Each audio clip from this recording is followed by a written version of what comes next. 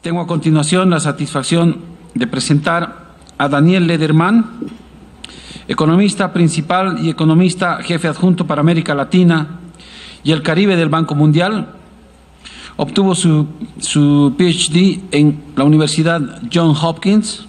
Ha publicado en varias y reconocidas revistas especializadas en economía. Tiene una serie de libros publicados, entre los que destacan La economía política de la protección, Lecciones del NAFTA, De los recursos naturales a la economía del conocimiento, Recursos naturales, ni maldición ni destino, entre otros. Daniel Lederman nos va a hacer la exposición con el tema de las recetas al pragmatismo. Voy a pedirles un fuerte aplauso, por favor, para Daniel Lederman.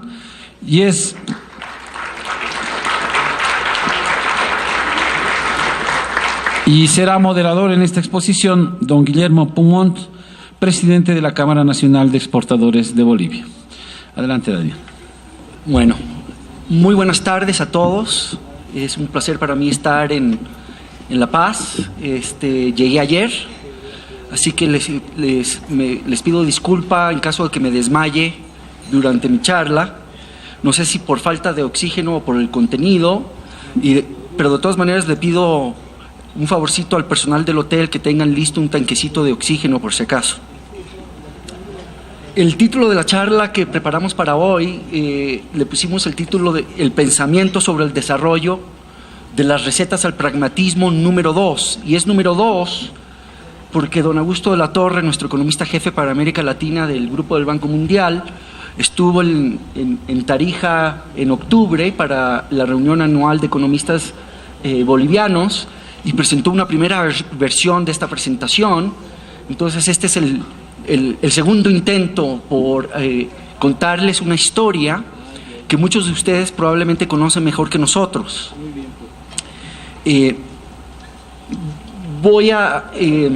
Tenemos un plan A, que es seguir con las láminas, y un plan B, que es en el momento que sintamos que no se ve bien los gráficos o las animaciones, voy a simplemente a relatarles verbalmente la historia que les queremos contar.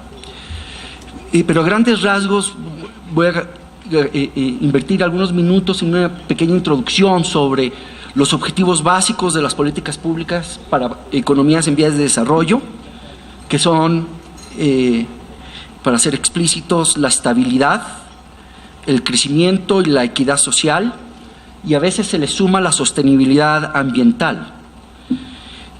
Vamos a recorrer relativamente rápidamente una breve historia económica de América Latina desde el punto de vista intelectual de las políticas públicas.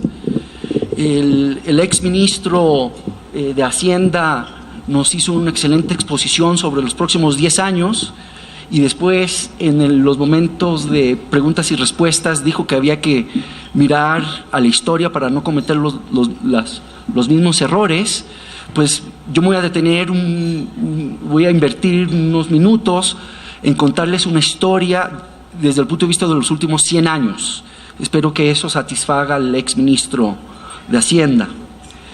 Y es una historia que tiene 3 actos. Una que es la época del estructuralismo y de sus descontentos. Esa es la época de la sustitución de importaciones y cuando el Estado aumenta su presencia en la economía, en las economías más importantes de América Latina y el Caribe. El segundo acto fue el llamado Consenso de Washington, que también terminó con varios descontentos, en particular el bajo ritmo de crecimiento de desarrollo, que había sido su objetivo primordial en esa época cuando hablábamos de el consenso alrededor de una serie de reformas neoliberales. Y hoy en día nos encontramos en el tercer acto de esta larga historia de las políticas públicas del desarrollo. Y es el estado actual que se caracteriza por un disenso sobre las recetas mágicas que podrían detonar un proceso de desarrollo acelerado. Quizás hemos entrado en una nueva época donde reina el pragmatismo en las políticas públicas, donde el sector público junto con el sector privado intentan diseñar intervenciones y reformas para desatar un crecimiento acelerado con estabilidad y equidad. Sin embargo, como ya pasó el momento de las recetas comprensivas, también es un momento de confusión, donde no hay simples recetas mágicas y por lo tanto es todavía más importante que reine un diálogo muy activo entre el sector privado y el sector público, y así mirando hacia adelante, buscando respuestas pragmáticas a los obstáculos del desarrollo equitativo y estable. En ese contexto, pasemos uno más. Voy a invertir casi la mitad. No, para arriba. No, para atrás, por favor. No, para atrás. Esto es lo que me tenía. Ok. Voy a detener unos 10 minutos al final para discutir un poco el rol, perdón por el error tipográfico en la lámina, del sector privado. En América Latina, en resumen, nuestras economías, vistas desde el punto de vista del sector privado, se caracterizan por tener muchas empresas, pero poca innovación y un bajo ritmo de generación de empleo digno. Y vamos a poner algunas ideas sobre la mesa en ese contexto. Muy bien, sigamos. Entonces, este es el triángulo del desarrollo con los 3 o 4 objetivos primordiales de las políticas públicas. Adelante, por favor. Yo tengo esto. Ok. En esta gráfica son 100 años de soledad en el crecimiento económico de América Latina.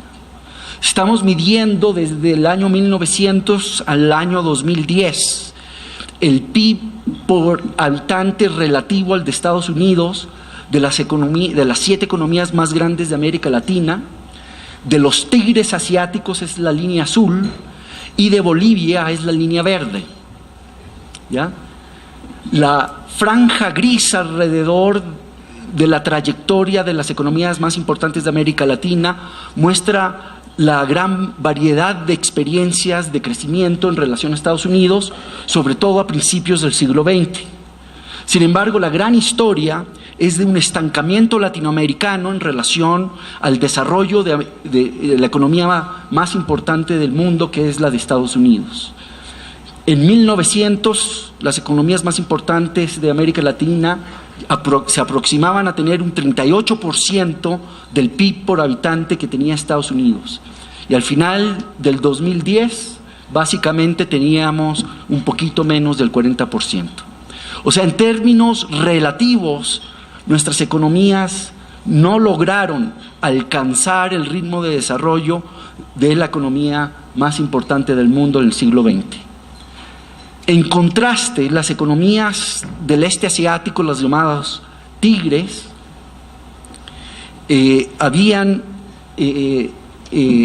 podido aumentar su ritmo de crecimiento a unas tasas suficientemente grandes como para llegar a principios del siglo XXI a obtener casi un 80% del PIB por habitante de Estados Unidos. Es un proceso de convergencia hacia el nivel de desarrollo de Estados Unidos inédito en la historia y muy, muy importante. Y por eso es que surgen las discusiones en América Latina sobre si Asia o algunas economías en Asia lo lograron, ¿por qué América Latina no lo ha podido y Bolivia tampoco? ¿Ok? Estos cuadros no se ven muy bien, desafortunadamente, aunque les juro que son muy bonitos aquí en mi pantalla.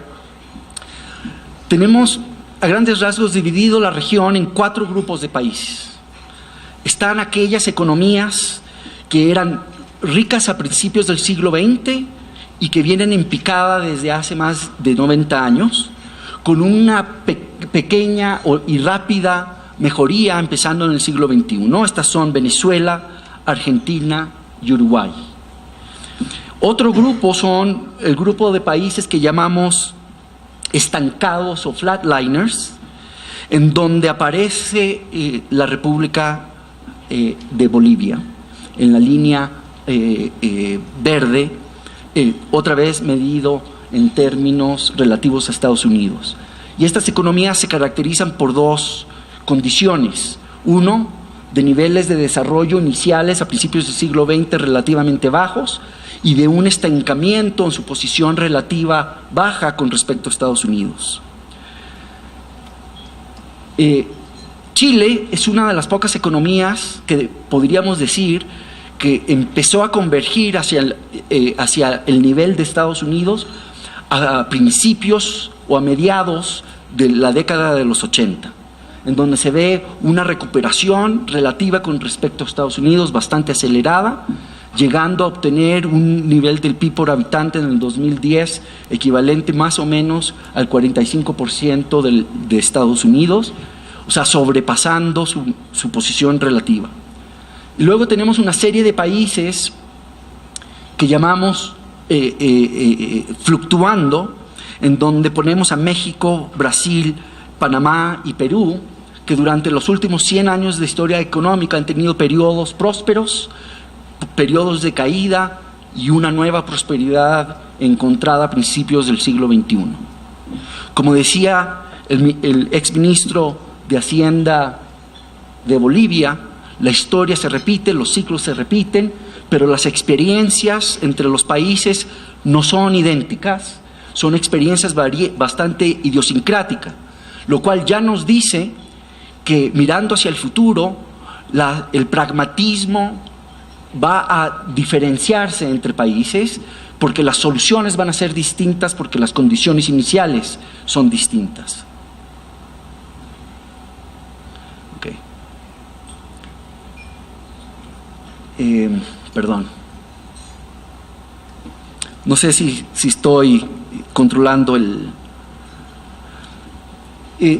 esta lámina lo que presentamos es a través de la historia, en promedio para América Latina, la volatilidad macroeconómica medida por la volatilidad del PIB per cápita. Los periodos que no se ven, el último periodo es el periodo actual post-consenso de Washington, el anterior es el periodo del consenso de Washington que va más o menos de finales de los 80 al año 2000, y la década perdida que fue la famosa o la infame década de los 80. Algo que caracteriza la historia macroeconómica de nuestros países es esta caída paulatina, histórica en la volatilidad macroeconómica, llegando a hoy en día a niveles jamás antes observados en términos de baja volatilidad. Sin embargo, en la parte de desigualdad, la historia es un poquito más confusa. Países como la Argentina y el Uruguay han sido históricamente economías y sociedades más equitativas que las demás. Argentina y Uruguay son las barras de la izquierda y de la derecha en esta gráfica. Aquí estamos midiendo el coeficiente del Gini por década, empezando en 1960 y terminando en el 2010. La desigualdad en la mayoría de nuestras economías llega a un pico a fines de los 90 y empieza a descender durante el boom del siglo XXI en casi todas las economías. Bolivia no es una excepción a esa tendencia, aunque debo recalcar que estas no son cifras oficiales, entonces si hay observadores oficiales del gobierno, mis disculpas, pero necesitamos series de Naciones Unidas históricas que fueran comparables históricamente. Pero básicamente Bolivia ha sido una de las economías más desiguales y llegó a ser una de las más desiguales alrededor del año 90 y 2000 y empieza en parte asociado al boom reciente a disminuir su desigualdad. Y esto es un proceso que se observa en varias de nuestras economías más importantes de la región. ¿Okay? Ahora, de regreso al concepto del triángulo de desarrollo y las recetas. El énfasis de las dos recetas eran un poquito distintas. Durante el estructuralismo, la época de sustitución de importaciones, que data desde más o menos 1940 a principios de los 80, había mucho énfasis en tanto crecimiento como en equidad, mientras que en el consenso de Washington se le puso un poquito más de peso al tema de estabilidad, en parte por las condiciones históricas que vivían nuestros líderes políticos a mediados de los 80, cuando enfrentaban la década perdida en el contexto de una crisis macroeconómica de la deuda, de devaluaciones altas y inflación persistente. Entonces cambiaron un poco los énfasis de las recetas y les voy a resumir un poquito la lógica detrás de las recetas y de los descontentos de cada una de estas dos recetas. Adelante, por favor. Entonces el primer acto es el estructuralismo, y esta era la lógica, la coherencia de esa visión, de esa receta o ideología. El crecimiento económico se consideraba demasiado importante como para dejárselo a un mercado privado lleno de fallas. Habían varias contribuciones de intelectuales internacionales como latinoamericanos que presentaban serias críticas a modelos de desarrollo en base a la empresa privada o al mercado privado. Primero estaba, regresemos.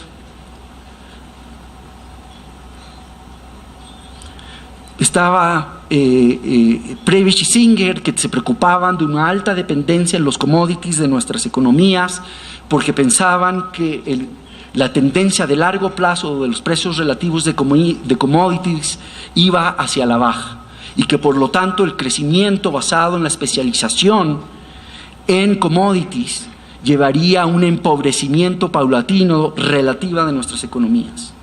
Albert Hirschman, el famoso economista y filósofo norteamericano que terminó su vida intelectual en Princeton, hablaba sobre que el mercado por sí solo no crea encadenamientos productivos, grupos de empresas que se relacionen entre ellas, haciendo transacciones comerciales que hacen que toda la cadena productiva sea más productiva que teniendo catetos independientes de las cadenas productivas, y que los mercados llevaban casi automáticamente a enclaves económicos donde se encontraban las ventajas comparativas más obvias de nuestras economías. Fernando Enrique Cardoso y Enzo Faleto, cuando eran académicos, escribiendo a principios de los 70, escribían que el desarrollo no era solamente una etapa pasada de las economías avanzadas, o sea que todas las economías pasaban por una etapa de dependencia en las economías de altos ingresos, sino que la dependencia en esas economías a través de las exportaciones de commodities era un resultado autónomo o endógeno de esa misma dependencia. Entonces, que el Estado debería de intervenir para cortar esa dependencia en los commodities, para promover el encadenamiento o las aglomeraciones del sector privado y para sobrepasar el desarrollo empobrecedor basado en la dependencia en las economías centrales de la economía global. Se proponía un Estado bastante controlador para propulsar la acumulación del capital, y a través de la acumulación de capital se esperaba que las estructuras productivas fuesen a cambiar de los commodities a una mayor valor agregado en base a las manufacturas. Y el modelo de la sustitución de importaciones a través del uso de altas barreras de aranceles y otras barreras no arancelarias podía reducir tanto la dependencia como promover los encadenamientos productivos dentro del sector privado de los países de América Latina. Esa era la lógica de esa receta estructural. Sin embargo, terminamos con descontentos históricos. Terminamos con desequilibrios macroeconómicos que se manifestaron a principios de los años 80 y en una crisis de la deuda devastadora que acabó con el sector protegido financiero en un par de días. Y el proceso de ajuste a esa crisis de la deuda fue tan doloroso como lento. Entonces eso lanzó debates sobre cuáles podrían haber sido las hipótesis de por qué este estructuralismo, esta receta del estructuralismo que prometía tanto crecimiento con tanta equidad, había terminado en fracaso. Una hipótesis era de que la crisis y los desequilibrios macroeconómicos no fueron consecuencia del modelo, pero sí lo erosionaron. O sea, era la idea de que tuvimos mala suerte, pero una vez que se desató la crisis, y tuvimos mala suerte porque aumentaron las tasas de interés internacionales, algo que está pasando hoy en día, y hubo una caída en los precios de los commodities una vez que terminó el boom petrolero de los años 70 y desembocó en la crisis de la deuda del 82, condiciones que esperemos no se repitan. Sin embargo, existía la otra posible explicación de por qué el modelo estructuralista desembocó en estas grandes crisis tan lentas en su recuperación y tan dolorosas en su impacto. Y la segundo set de ideas sobre la caída del estructuralismo era de que estas crisis fueron el resultado endógeno del mismo modelo, que el estructuralismo dependía de un aumento del tamaño de Estado en la economía y que ese aumento del tamaño del Estado en la economía se monetizó porque no se querían levantar los impuestos necesarios para poder financiar un nivel de intervencionismo en la economía que el mismo modelo del estructuralismo pedía y demandaba. Además, en términos de crecimiento y la sostenibilidad del crecimiento más allá de los años 70, el intervencionismo llevó a mercados reprimidos con un alto costo social y por lo tanto no pudimos obtener el crecimiento, ni el crecimiento en la equidad y menos el crecimiento con equidad que tanto querían nuestros ciudadanos latinoamericanos y a los cuales el estructuralismo les había prometido estos resultados. Se privilegió indirectamente la acumulación de capital sobre la productividad. En economía, sobre todo en las economías chicas que experimentaron con el proteccionismo y la sustitución de importaciones, las deseconomías de escala, o sea, de orientación hacia adentro, con los países chicos, condenaba a las empresas a tamaños bastante chicos, lo cual les deprimía o les limitaba la posibilidad de explotar economías de escala que podrían aumentar la productividad y la competitividad internacional. Y al mismo tiempo creó una competencia entre los grupos económicos más importantes de nuestras economías por hacerse privilegiados de las rentas que proveían los distintos instrumentos del proteccionismo. A la vez, como no hubo una diversificación de exportaciones, lo que hubo una sustitución solamente de las importaciones en el mercado nacional, el sector externo mantuvo su altísima dependencia en los commodities. Y estos elementos amputaron la capacidad para atacar la desigualdad social que hoy en día todavía nos sigue preocupando.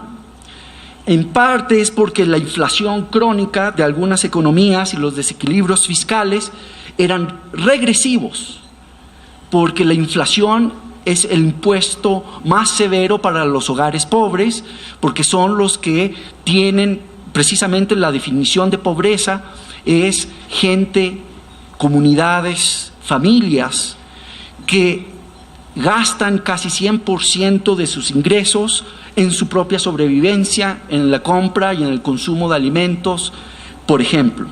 Entonces, cualquier inflación acelerada que hace que los costos de los alimentos y de la canasta de consumo básica aumente más rápido que la generación de ingresos es regresiva casi por definición. Además de impuestos, además de la inflación, el modelo dependía de impuestos y otras restricciones a las importaciones de consumo, ¿ya? Y esos impuestos, por las mismas razones de dependencia en el consumo de la canasta básica, casi todos los elementos de consumo en la canasta básica son bienes transables que uno puede o producir nacionalmente o importarlos de afuera. Entonces los impuestos a la internación de importaciones de alimentos o de, digamos, artículos electrodomésticos, actúa por el lado del consumo como un impuesto al consumo con efectos regresivos notables. Además, creamos una serie de industrias que no eran competitivas internacionalmente, o sea, las industrias, las infant industries o las industrias infantes que supuestamente iban a crecer utilizando las economías de escala en el mercado nacional y que eventualmente iban a poder obtener niveles de productividad que les permitía competir en mercados internacionales efectivamente, se transformaron en industrias que nunca dejaron de beber del proteccionismo y con una utilización de capital más intensiva de lo que era esperado, dado nuestras dotaciones de activos productivos, donde la mano de obra era nuestro activo más obvio que podía crear ventajas competitivas. Esos fueron los desencantos. Ahora, este gráfico simplemente les muestra para las economías más importantes de América Latina la evolución de la inflación y su volatilidad. Y básicamente esta es la muerte anunciada del estructuralismo. Adelante, por favor. Entonces pasamos al segundo acto. En ese contexto de altas inflaciones, en algunos casos de hiperinflaciones y de alta inestabilidad y de un estancamiento contundente del crecimiento, entramos al segundo acto del Consenso de Washington. La lógica del Consenso de Washington, que nació alrededor de los años 90, creado por los líderes, los ministros de Hacienda de ese momento de América Latina, los que pasa es que se juntaron en Washington a discutir estas nuevas recetas, estas nuevas recetas mágicas para desatar el crecimiento estable de nuestras economías. El diagnóstico que hacíamos en esos momentos, al principio de los 90s, era que la mala política macroeconómica generaba inestabilidad crónica, que asimismo asfixiaba el crecimiento y deterioraba la distribución del ingreso por los mecanismos que ya les he presentado. Pero el crecimiento, ellos consideraban, era demasiado importante para dejárselo al Estado, exactamente lo opuesto de la lógica de la receta estructuralista. Y se pensaba que el crecimiento hay que apuntalarlo en las fuerzas del mercado, que las señales de precios son esenciales para asignar bien o eficientemente los recursos y evidenciar las escaseces relativas que existían en nuestras economías. O sea, la idea era de que los bienes más escasos deberían de experimentar aumentos de precios y los bienes menos escasos deberían de bajar sus precios relativos, y los factores de producción iban a seguir esas tendencias de precios. Y para que eso sucediera, se pensaba había que soltar a los mercados, dejarlos que respiren y que la competencia en sí ejerza disciplina sobre las acciones del sector privado. Esto requería, según ellos, un gobierno que en vez de empresario debe ser un buen regulador, lo cual ellos esperaban iba a generar crecimiento basado en eficiencia, en productividad, acompañado de la inversión privada. Y asimismo no le ponían un énfasis explícito sobre el objetivo de equidad, porque pensaban explícita o implícitamente que el crecimiento del ingreso promedio de nuestras economías por sí solo iba a llevar a un proceso de trickle down, donde las ganancias del sector privado iban eventualmente a llegar a los trabajadores, iban a generar empleos dignos y a través del mercado laboral iba a mejorar la distribución del empleo y íbamos a terminar con la pobreza. Adelante. Esta receta del Consenso de Washington, más rápidamente que el estructuralismo, se encontró con sus descontentos. Los resultados estuvieron muy por debajo de lo que se esperaba, dada la intensidad de las reformas que ahora se les conoce como reformas neoliberales. El crecimiento fue bajo. En las economías más grandes de América Latina, como Brasil y México, Hoy en día se siguen añorando las altas tasas de crecimiento experimentadas en los años 50 y 60, aunque como vimos en los gráficos anteriores no se sostuvieron en relación a Estados Unidos. Pero lo que sí es cierto es que hay un descontento en los años, sobre todo a fines de los años 90, con el ritmo de crecimiento que el consenso de Washington había generado.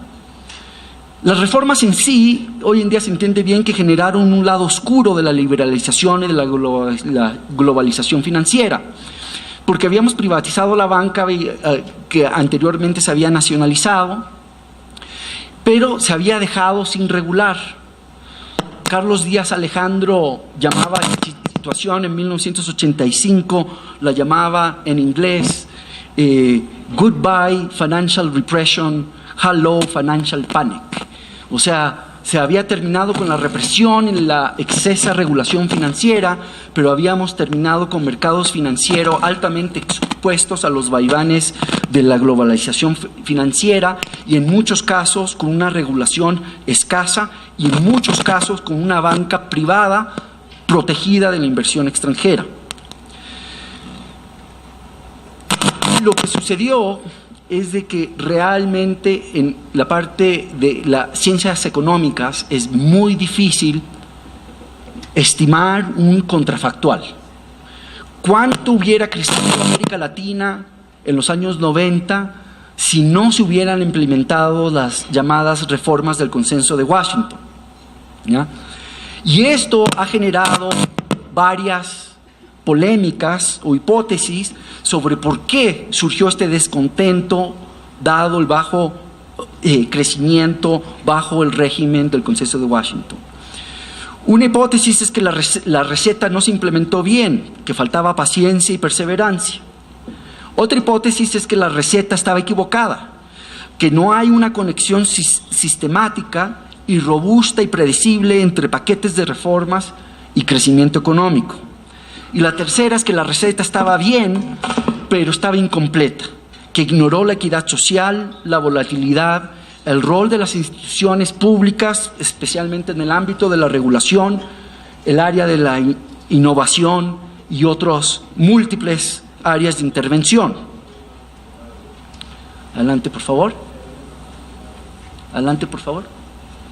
Entonces, entramos al tercer acto de esta historia económica, que empieza alrededor del comienzo del siglo XXI. Adelante, por favor. Algo que ha sucedido, entrando en el siglo XXI, es que se han consolidado regímenes monetarios con banca central bastante independiente, con constituciones orgánicas que les permite accionar independientemente del poder fiscal. Esto se nota en varias de las economías más importantes de la América Latina que han logrado, con muchos costos, transitar hacia regímenes monetarios basados en el llamado inflation targeting, o sea, metas de inflación, donde el comportamiento de los precios y de la inflación depende en sí, en la credibilidad de la misma banca central que anuncia con anticipación cuál es la meta de inflación de la economía, y los agentes privados, tanto los hogares, los consumidores, como las empresas, le tienen que creer que pase lo que pase, independientemente de dónde termina el tipo de cambio nominal, el Banco Central va a hacer todo lo que puede para que se cumplan esas metas de inflación. Y esta gráfica lo único que muestra es el porcentaje del PIB latinoamericano que está bajo el régimen de metas inflacionarias, y vemos que llega a un 70% una vez que se integra Brasil, un 70% del PIB latinoamericano. Adelante, por favor.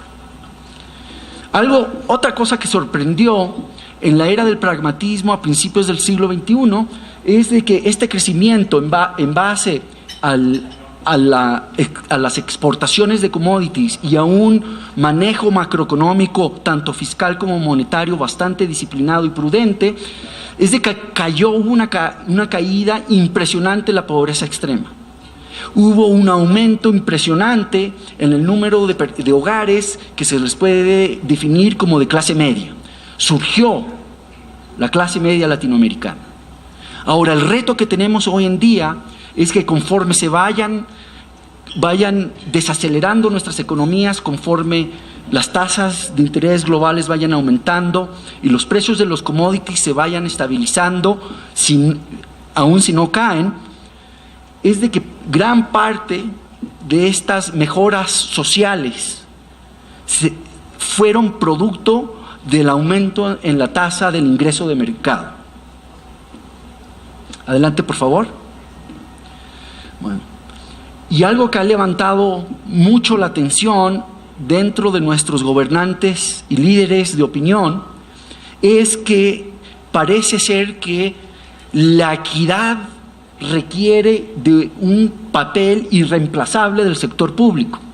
En esta gráfica lo que ven son los coeficientes de Gini cuando sacamos de las encuestas de hogares solamente el ingreso que depende de salarios, ingresos de mercado. La siguiente, para varios países. Y esta es una vez que tomamos en cuenta todas las transferencias sociales. Y este gráfico incluye no solamente América Latina, sino que es la barra roja, sino que la barra verde es Europa. Si podemos volver al anterior para que la gente pueda ver la diferencia. ¿Puedes volver al anterior, por favor? No, al anterior. Vean la barra roja y la barra verde. Dale. ¿Ya? O sea, hay una diferencia notable entre la desigualdad que genera el mercado y la desigualdad que genera el mercado más la intervención del sector público.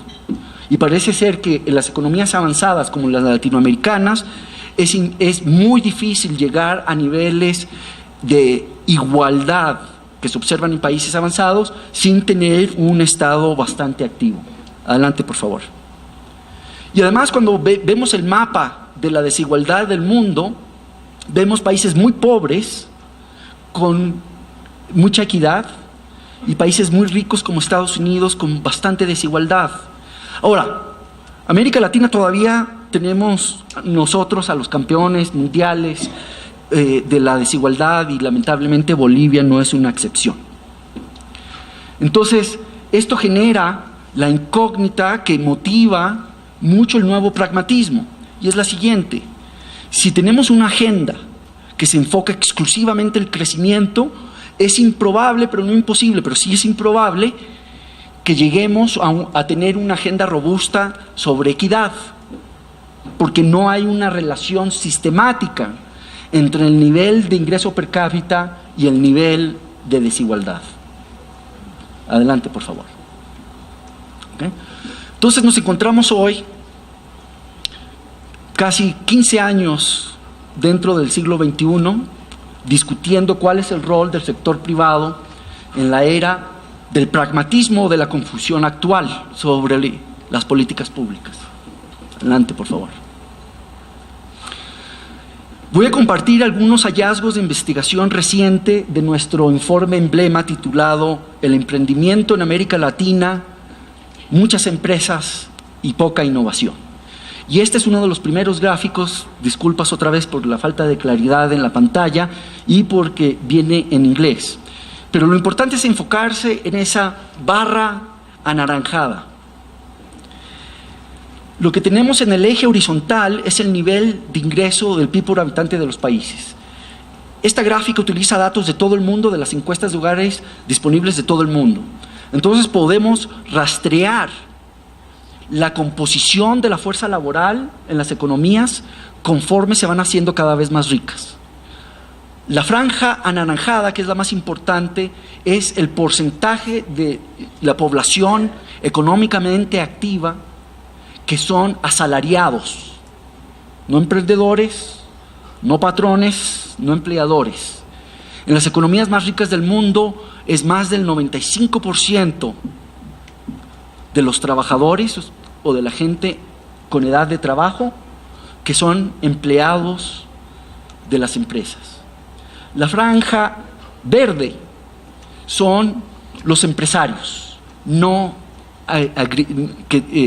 agricultores. Y esa franja se va expandiendo, pero en realidad el número de empresarios como porcentaje de la población económicamente activa es chiquitísima. Y es chiquitísima en todo el mundo, inclusive en las economías más ricas. Llega a un pico en las economías más ricas a ser alrededor de un 3% de la fuerza laboral. O sea, el desarrollo parece ser un proceso donde cada vez más la gente se mueve del campo o de empresas informales, urbanas, al sector formal asalariado, y este proceso está liderado por muy pocos emprendedores dinámicos. Adelante, por favor.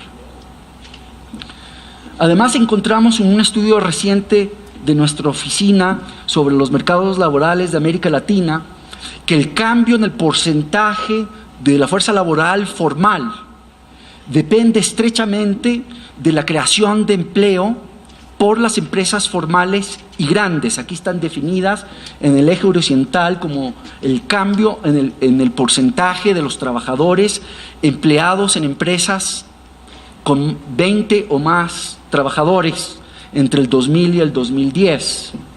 En el eje horizontal estamos viendo el cambio en puntos porcentuales de la masa laboral en términos de empleados formales. ¿Ya?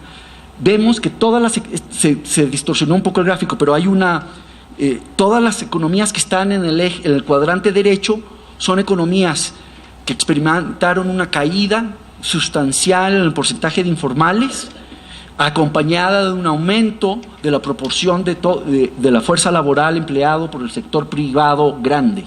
Bolivia, como vemos, en esta década fue una de las economías que aparecen con nuestros datos que tuvieron un deterioro entre el 2000 y el 2010 en términos de la formalización y una caída en el porcentaje el número del porcentaje de la fuerza laboral empleado por los grandes empresarios.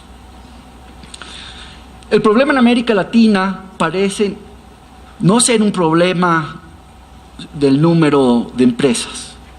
Latinoamérica del Caribe es una región de muchos empleadores. Y en este gráfico lo que tenemos la tendencia para datos mundiales, resaltando la localización de los países de América Latina. Estamos midiendo en el eje horizontal el PIB por habitante, el nivel de desarrollo, y en el eje horizontal el porcentaje de las personas en edad de trabajo que son empleadores no agrícolas. En general, la gran masa de nuestras economías están por encima de lo esperado, dado su nivel de ingreso. Bolivia no es una excepción. La flechita de colores indica la localización del punto para Bolivia. O sea, Bolivia es un país de emprendedores, de empleadores. Casi 4% de aquellos en edad de trabajo son empleadores, ya sea para sí mismo, para sus familias o con algún número de empleados informales o formales. O sea, el problema, el reto no está en crear más empresas. Adelante. El mensaje principal es que el reto es que el gran número de empresas pequeñas o de gran número de empleadores en nuestras economías que supera lo esperado por nuestro nivel de desarrollo, refleja el insuficiente crecimiento de las empresas formales. En este cuadro lo que estamos trazando es el número de empleos en la industria manufacturera formal de toda América Latina, comparado con economías del este europeo y economías de altos ingresos. La línea rojita que ahí parece anaranjada es la de América Latina. Las empresas están divididas por grupos de edad, que tienen entre 1 y 4 años, entre 5 y 10 años, 10 a 15, hasta empresas de más de 40 años de existencia.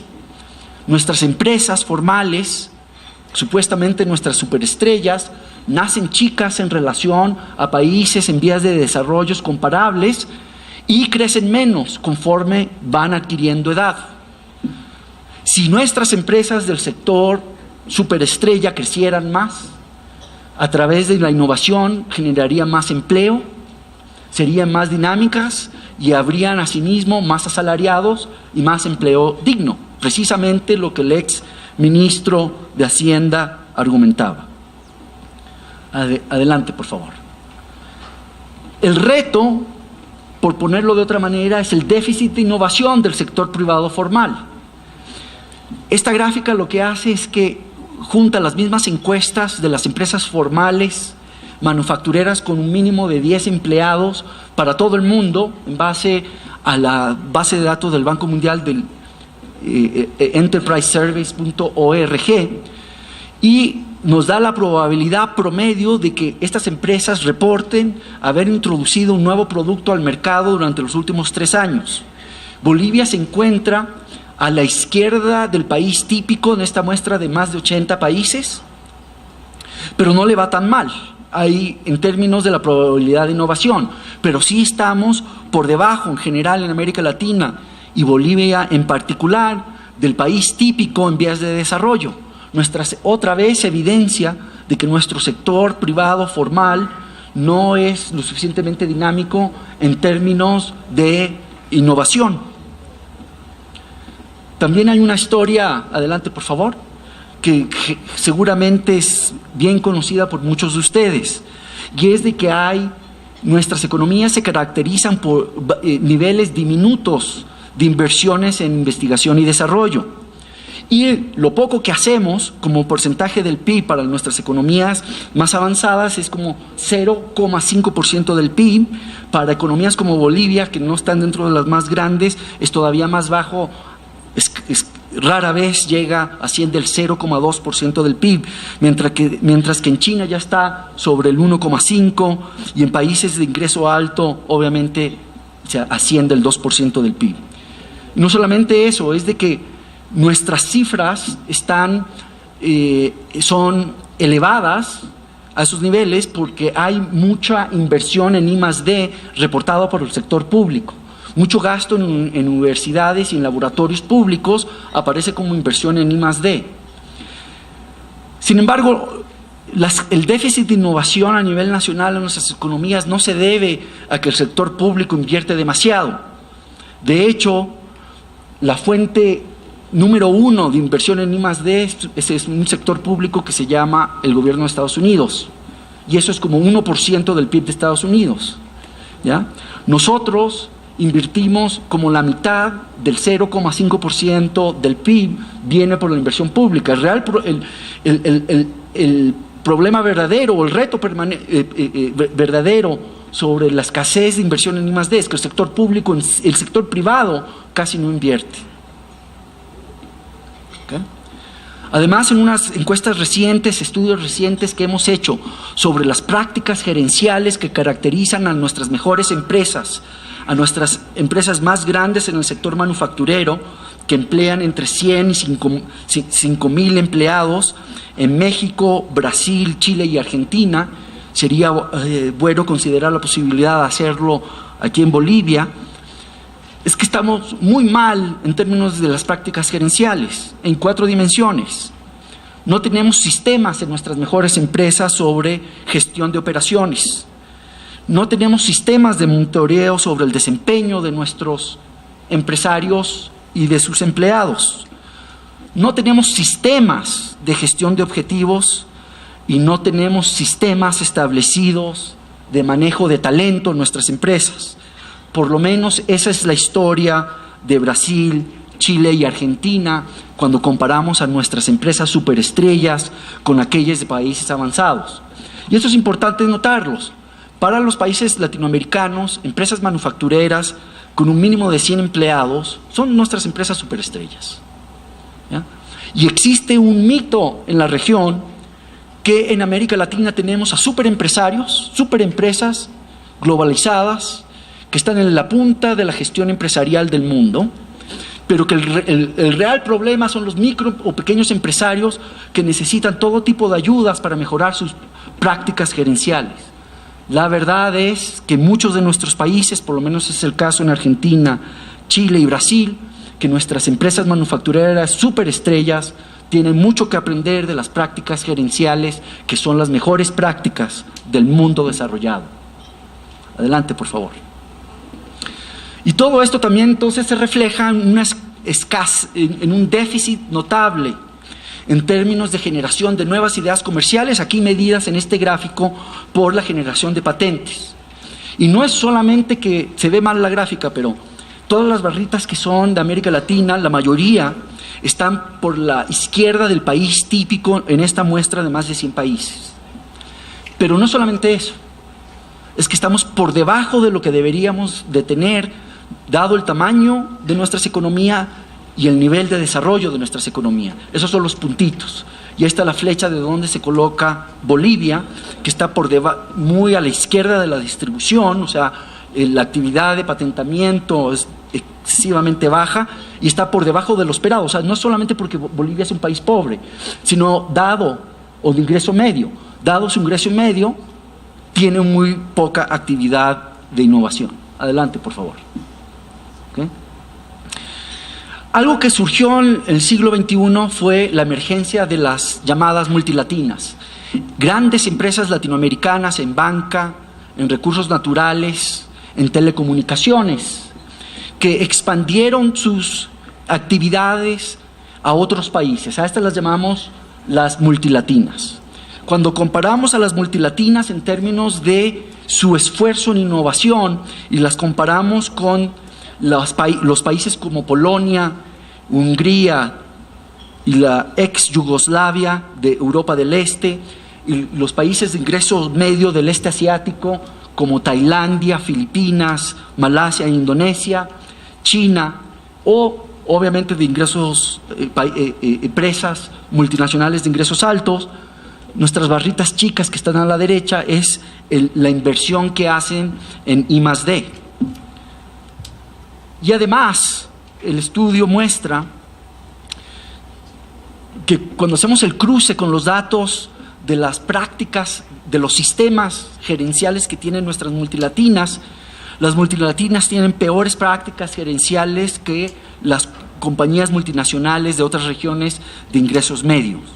Y las multilatinas están menos integradas en cadenas de valor globales que aquellas de países comparables. O sea, nuestras grandes superestrellas, nuestras multilatinas, no son empresas innovadoras.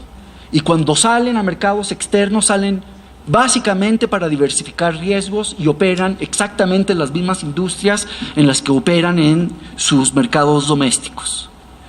Es una estrategia de diversificación de riesgo y no de inserción en cadenas de valores internacionales donde las oportunidades de aprendizaje tecnológico pueden ser más favorables.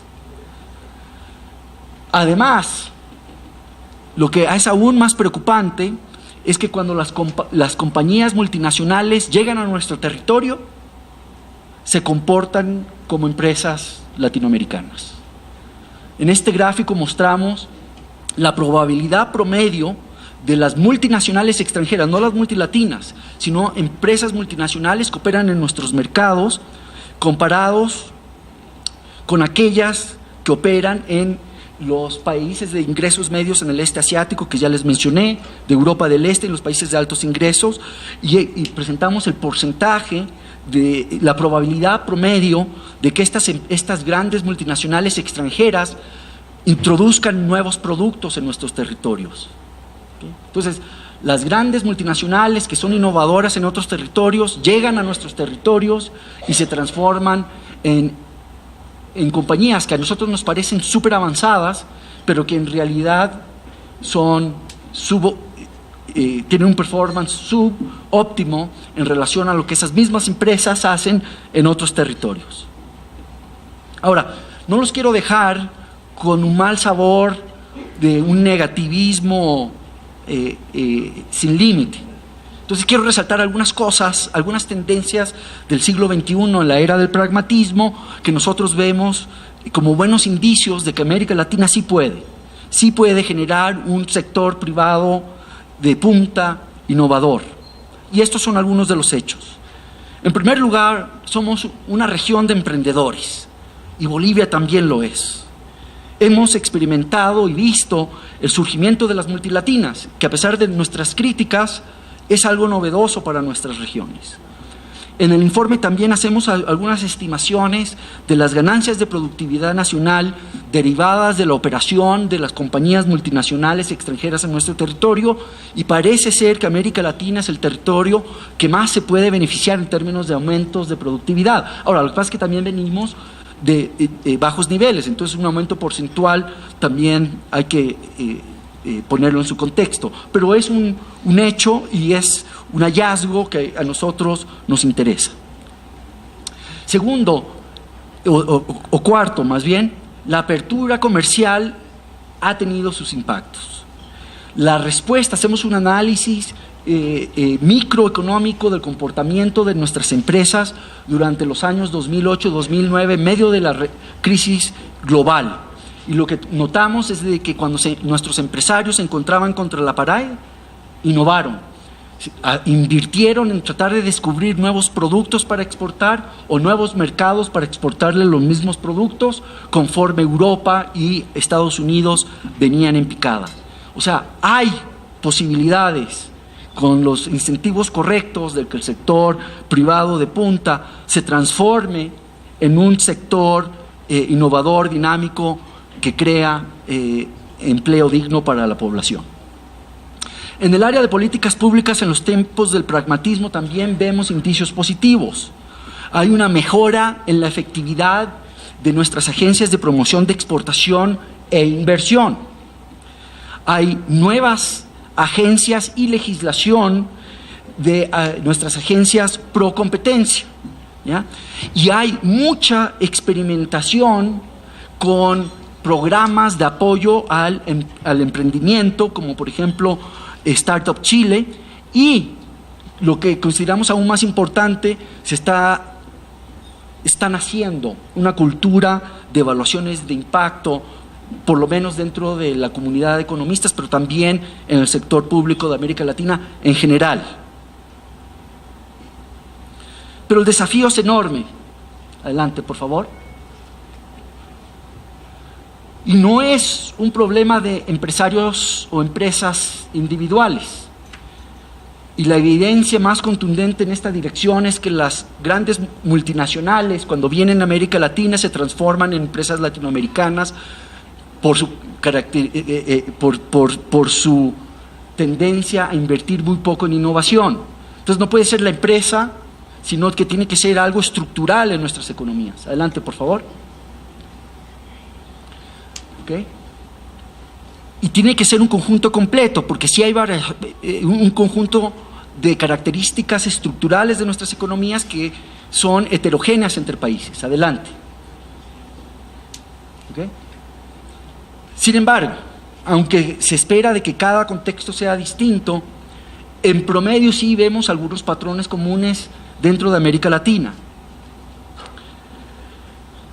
Uno es un bajo nivel de competencia medido por altos niveles de concentración de mercados nacionales en sectores que no son sujetos al comercio global, los llamados sectores no transables. En muchos países esto se refleja en monopolios en el sector, por ejemplo, de transporte comercial, o en el sector de los servicios profesionales, o en algunos casos en el sector de comunicaciones, incluso de telecomunicaciones. Y esto es muy importante para economías que han experimentado con procesos contundentes de liberalización, porque no solamente que la productividad y la calidad de servicios sea baja y caro en esos servicios y productos no transables, sino que también afectan la productividad del sector exportador per se. Asimismo, observamos que hay un déficit de capital humano propicio para la innovación. Esta es parte de la agenda de la calidad de la educación, tanto privada como pública. Pero no es solamente un tema de tests estandarizados, es también que estamos generando, por ejemplo, pocos profesionales en ingeniería en relación al tamaño de nuestra fuerza laboral, ¿ya? Si consideramos de que en el mundo globalizado del siglo XXI, las grandes empresas más innovadoras del mundo son dirigidos por ingenieros y emplean una gran cantidad de ingenieros, nos estamos quedando atrasados en la calidad y la estructura del capital humano que estamos generando. También obviamente hay debilidades en el entorno contractual. Lo que nosotros notamos es que esto es particularmente notable en los datos en materia de propiedad intelectual y vale la pena ponerlo sobre la mesa porque la protección a la propiedad intelectual es un tema bastante complejo que tiene pros y contras. Un hallazgo sorprendente fue que a pesar de la retórica que hemos invertido durante décadas en el Banco Mundial y en muchos de nuestros gobiernos, es de que nuestros diagnósticos pasados nos habían llevado a enfatizar mucho el acceso a crédito a pymes. Y sin embargo lo que encontramos es de que con la excepción de México y Colombia, en el resto de América Latina es difícil encontrar evidencia internacional robusta de que jóvenes están teniendo problemas de acceso a crédito. ¿Okay? Bueno, voy a terminar. Es evidente que en la era del pragmatismo tenemos retos estructurales importantes y que estos retos nos afectan no solamente a los hogares, a la gente, a la sociedad, sino a los mejores empresarios del mundo. Es una agenda contundente, pero es difícil pensar en recetas mágicas que vayan a resolver todos estos problemas con un paquete de reformas. Es difícil pensar también que se puedan identificar reformas o intervenciones de estímulo al sector privado donde el sector privado de punta no participe. ¿Por qué?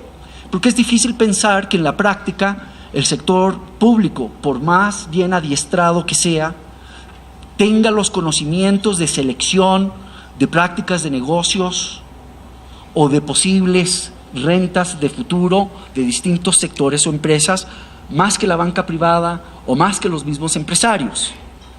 Entonces es difícil pensar en un enfoque pragmático, pero estructural, que no integre a través de instituciones, organismos de comunicación clara entre el sector privado de punta y el sector público. Muchas gracias.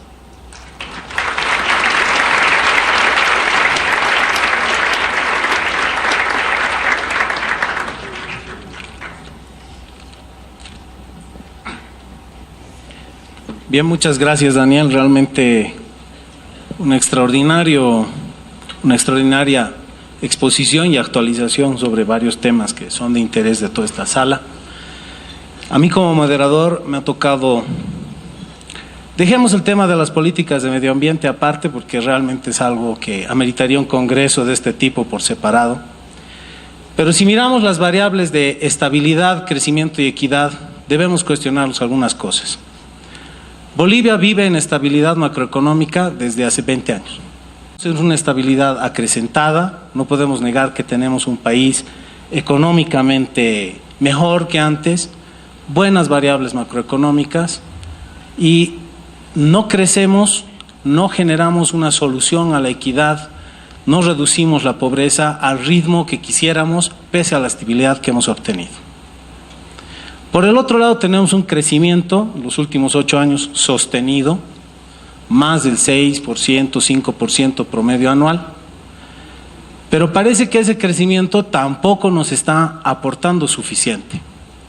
Y después de 8 años podríamos decir que nuestra estabilidad ya es un dato de la realidad, una forma de gestionar el país y que nuestro crecimiento es algo que podemos esperar hacia adelante, a las tasas que hemos venido viendo. El gran cuestionamiento hoy es cómo logramos resolver el tema de la equidad, cómo logramos acrecentar nuestra prosperidad. Y ahí está uno de los aportes que nos da el Banco Mundial. Nos muestra un país y una América Latina donde los empresarios tienen un rol activo. Se reconocen como una parte pequeña de la población económica, pero son aquellos que generan empleo. Otro elemento fundamental es el empleo formal, que está vinculado a las grandes empresas. Pequeñas empresas que crecen es más valioso que muchas pequeñas empresas. Por eso es importante mirar hacia adelante cómo crecen las empresas, cómo atraemos grandes empresas, porque es a ese tipo de emprendimiento al que está vinculado el empleo formal. Ese empleo formal que tanto discutimos y que tanto miramos hacia adelante. Los países desarrollados tienen gran parte de su población con una buena calidad de vida y eso se debe a que esa gran parte de la población accede a un determinado tipo de empleo que aquí en Bolivia hemos denominado como empleo digno. Esos son nuestros grandes desafíos. Promover un crecimiento, crear riqueza con equidad. Y son dos variables inseparables. Creo que ha quedado claro a partir de la exposición de Daniel. La equidad no se va a alcanzar si no hay riqueza, y tampoco vamos a poder crear riqueza si no nos preocupamos por la equidad. Entonces, ese yo pienso que es un mensaje, resumen de lo que hemos podido escuchar hoy del Banco Mundial. De nuevo, gracias a Daniel y al equipo del Banco Mundial por esta reflexión. Y vamos a pasar a un par de preguntas que vamos a plantear a Daniel para que nos las responda como corolario de esta exposición. Bien. Entonces, Daniel, algunas preguntas interesantes que he escogido previamente. Sí, adelante.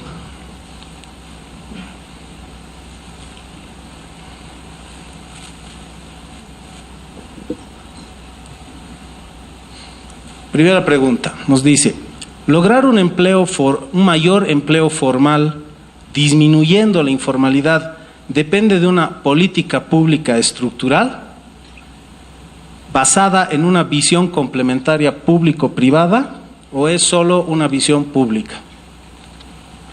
No, esta es una pregunta suave en el sentido de que predetermina la respuesta. Obviamente, la creación de empleo digno no depende solamente de las acciones del sector público. De hecho, lo que la evidencia internacional nos muestra es que son las acciones del sector privado.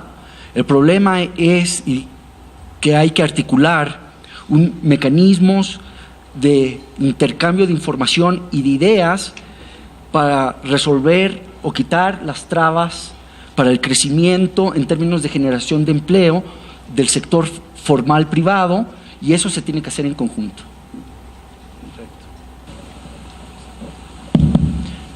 Segunda pregunta. ¿Es posible generar un proceso de desarrollo en Bolivia privilegiando el mercado interno?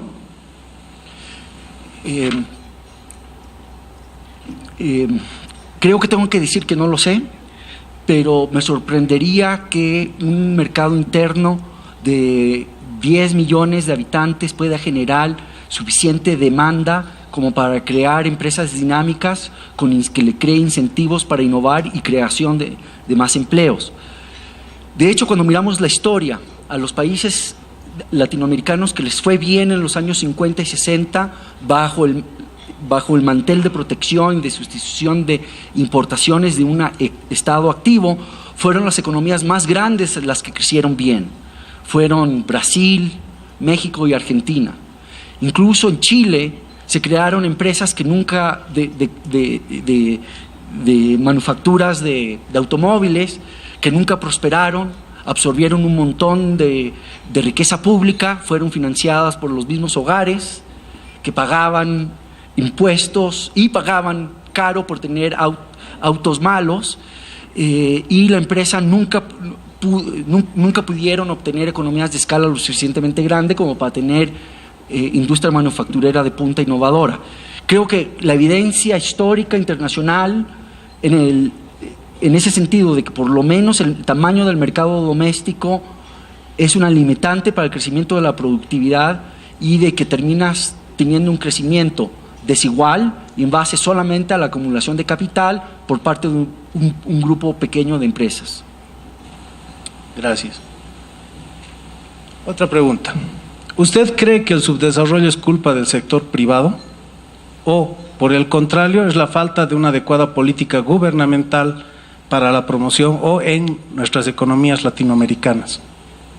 Ni lo uno ni lo otro. El subdesarrollo, el estancamiento de crecimiento es una responsabilidad compartida por todos, por la sociedad, por los trabajadores, por los hogares, por los consumidores, por los profesores, por las universidades y por el empresariado grande formal. Por eso es muy importante tener una cierta humildad de que hay cosas que no van a funcionar, una cierta humildad, pero con interés de experimentar y evaluar propuestas de intervenciones a todo nivel que sean articuladas en un diálogo claro y abierto entre el sector privado y el sector público, porque la responsabilidad del desarrollo es compartida entre todos. ¿Conoce usted alguna experiencia de desarrollo exitoso que haya prescindido del sector privado? No. Bueno, vamos complicando un poquito. Estados Unidos tiene una política de desarrollo basada en la libre empresa y en el sistema de regulación adecuado. Por el otro lado, China tiene un gobierno socialista con una postura liberal para la extracción de inversiones. ¿Cuál cree usted que sea el modelo económico más apropiado para un país como Bolivia? Ninguno de los... algunas propuestas concretas. Sí, ninguno de los dos. El modelo de Bolivia, para que el pragmatismo sea efectivo, tiene que venir de la propia sociedad boliviana. Yo no podría pensar en dos economías más distintas a la boliviana que China y Estados Unidos. Son distintas no solamente en los niveles de ingreso, sino también en los regímenes de políticas económicas que tenían en vigencia a principios del siglo XXI, ni hablar del tamaño. Cosas que funcionaron en China puede ser que no funcionen en Bolivia. Gracias.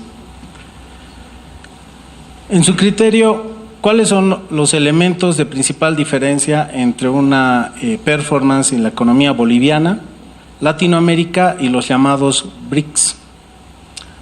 ¿Cuál es la diferencia? La diferencia. A ver, los BRICS incluye a China, ya les dije, incluye a India, creo que otra vez economías muy distintas a la boliviana. Sudáfrica probablemente y Brasil son las más similares en términos estructurales por sus ricas dotaciones de recursos naturales, lo cual no es cierto para China y para India. No creo que hayan lecciones, sin embargo, muy concretas, incluso dentro del sector de recursos naturales, tanto Brasil como Sudáfrica son mucho más diversificadas, dado su tamaño, que la boliviana.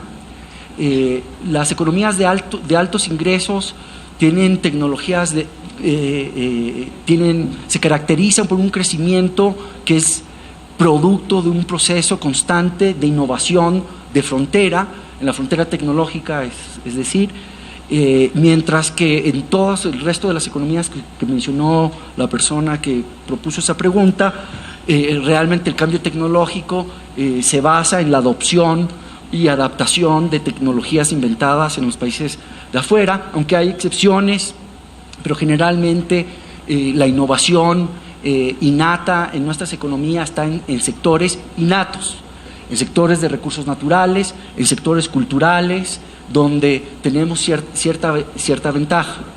Además estamos muy atrasados, y esto no es monopolio de Bolivia en América Latina, en términos de la calidad y el tipo de capital humano innovador. Por lo tanto, nos costaría mucho emular las estructuras de crecimiento, incluso comparando sector agropecuario estadounidense, canadiense o australiano con el sector agropecuario en América Latina, aunque en algunos países se ha logrado a través de la transferencia de tecnología como son los GMOs.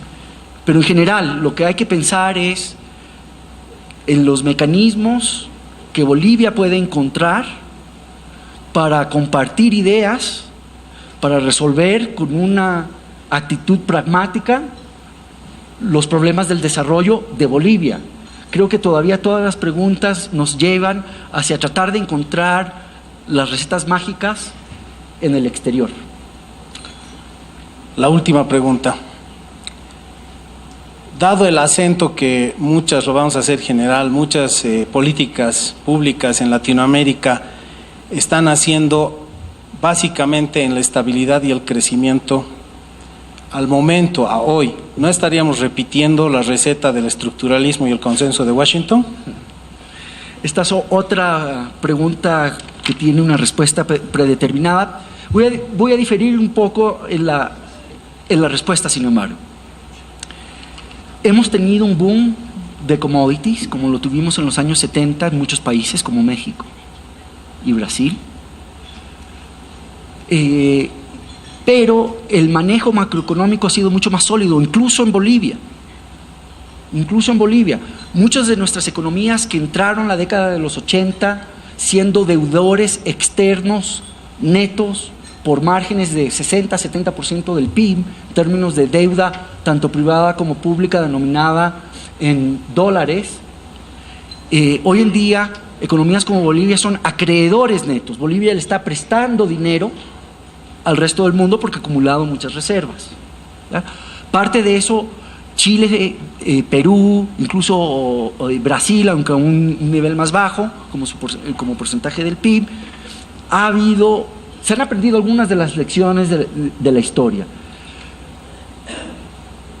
El problema es la tentación de que en el momento que las tasas de interés globales empiecen a aumentar con fuerza o que los precios de commodities no solamente dejen de aumentar, sino que empiecen a caer, si es que eso sucede, va a haber mucha tentación por transformar las reservas acumuladas en consumo corriente.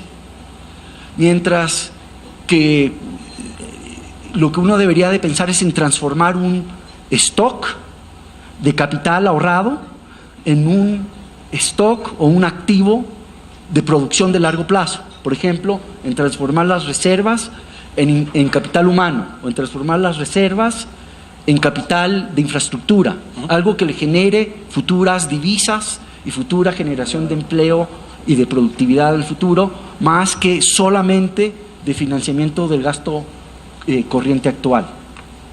Muchísimas gracias, Daniel. Como conclusión a todo esto, antes de darle un merecido aplauso a Daniel, está claro que un país se desarrolla cuando tiene mentalidad empresarial. Y aquí estamos quienes debemos estar liderando ese proceso. Y cuando hablo de mentalidad empresarial, no estoy hablando de un país de empresarios. Ya sabemos que los empresarios somos pocos en una economía, normalmente. Pero la mentalidad empresarial justamente se rige por la innovación, la competitividad, la búsqueda del mercado externo, el equilibrio y ahora nuevos conceptos que son normales para muchos empresarios: la equidad, el trabajo digno, la formalidad. Esos son los nuevos desafíos del desarrollo e invitarles a pensar, aprovechando la presencia de instituciones internacionales, servidores públicos y empresarios, en ese espacio de desarrollo que debe alcanzar nuestro país sobre la base de dos conceptos básicos: objetividad, mirar las cosas como son, y respeto, aceptar que podemos pensar diferente. Y así podremos encontrar en las sabias exposiciones de Daniel y del Banco Mundial aquello que nos sirva y buscaremos en otros lugares aquello que falte. Gracias. Agradecemos a Daniel Lederman por la exposición y obviamente a don Guillermo Pumont, presidente de la Cámara Nacional de Exportadores de Bolivia, en la moderación. Rogamos por favor que puedan tomar su ubicación correspondiente.